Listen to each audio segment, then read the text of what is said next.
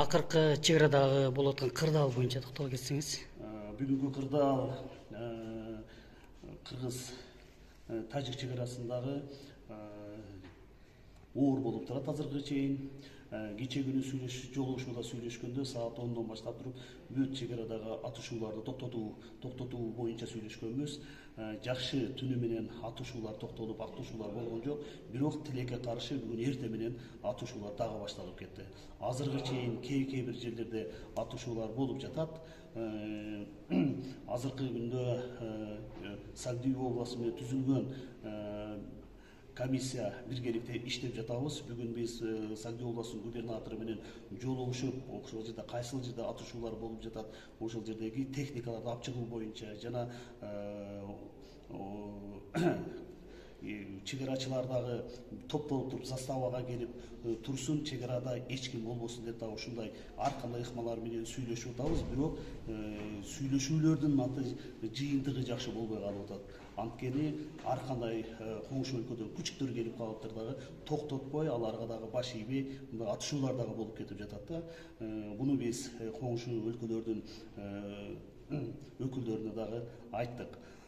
Азыркы учурда биз саат 3:30 чек ара кызматынын жетекчиси генерал Шашиевдин дагы кошулуп туруп, тажик тараптардын чек арачы кызматынын жетекчиси жана областтардын күч суртан жетекчилери менен бирдикте 4 көчөдө жолугушуп турган болуптур. Ошол жерден дагы биз башкарабыз. Бул башкаруунун эң негизги максаты ок атышууну токтотуу.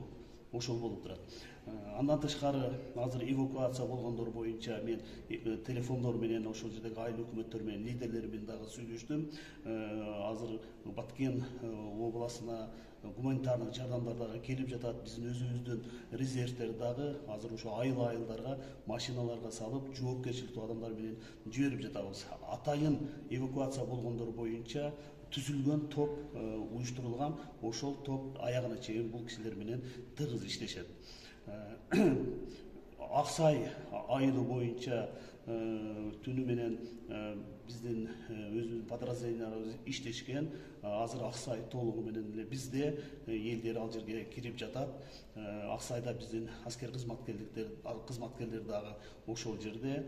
Азыр Лейлек районунда жаңы жер айылына ошо чек арага жакын жер, ошол жер көйгөйлүү маселе болуп турат. Бул Борбордук арка, ошол жерде чек арага жакын жерлерде Тажикстандын адамдары келип, ошол жерде тоноо менен жана үйлөрдү өртөө менен алек болуп жатат. Азыркы учурда дагы биз буну тажиктердин өкүлдөрүнө дагы каттуу талабыбыз менен азыр айтып жатабыз.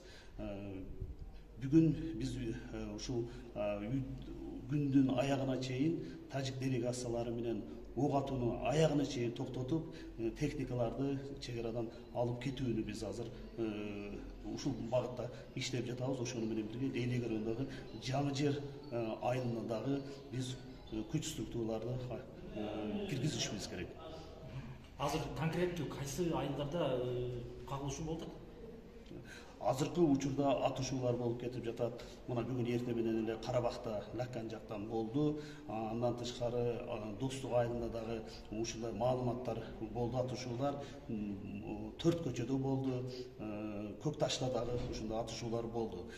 Бирок азыр массалык маалымат каражаттарында ар кандай сөздөр, ар кандай такталбаган же болбосо далилделбеген сөздөр, маалыматтар таркап кетип жатат. Мен ушундан пайдаланып биздин мекендештерге дагы кайрылып кетет элем. Такталган гана маалыматтарга ишениңиздер. Бул маалыматты биз убактысы менен берип турабыз. Себеби дегенде маалымат келип, ошолорду бир канча маалыматты биз текшердик, бирок ал маалымат чындыкка жатпай калды.